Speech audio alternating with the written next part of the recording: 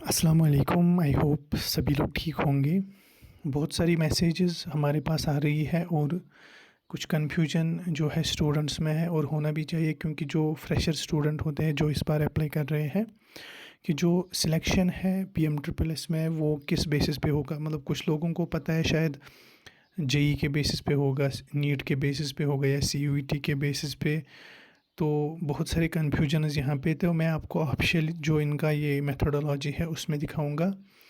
और पिछले जो 12-13 साल से PMSSS चल रहा है, 5-6-8-9 साल हो गए लगभग, तो जो उसमें आ रहा है वही मैं आप लोगों को यहाँ पे बताऊंगा। तो पहले जो चाहे CUET हो, जेई हो, नीट हो या जो भी हो, वो सिर्फ एक एलिजिबिलिटी है, उसके बेसिस पे सिलेक्शन नहीं होगा।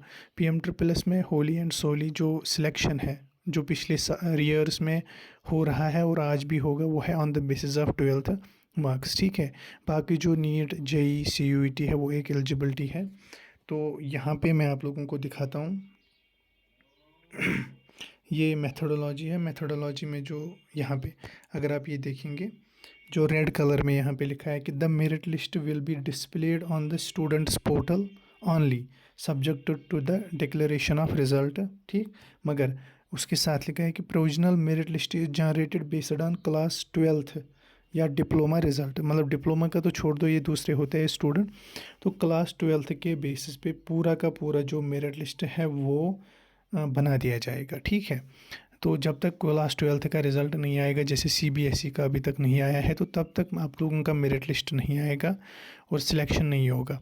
और मेरिट लिस्ट जो आता है उसके बाद फिर सिलेक्शन लिस्ट आता है। Selection list on the basis of merit list ही फिर आता है। और मेरिट लिस्ट किसके बेसिस पे बनेगा?